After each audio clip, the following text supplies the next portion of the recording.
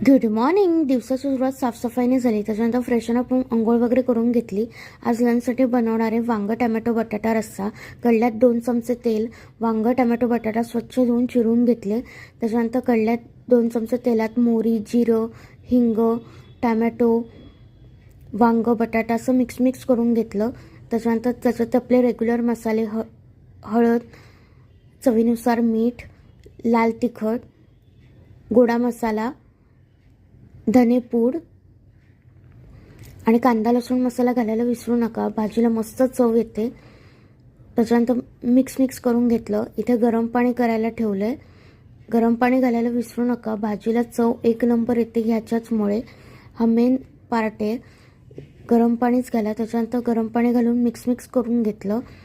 त्याच्यानंतर दाण्याचा कूट आणि थोडासा गूळ आणि बारीक चिरलेली कोथिंबीर. मस्त आपली वांग टमॅटो बटाटा रस्सा भाजी तयार आहे.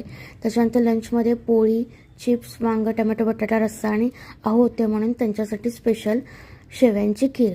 संध्याकाळी छान सुखापुरी खाऊन दिवसाचा एंड केला. भेटू पुढच्या ब्लॉगमध्ये. तोपर्यंत बाय.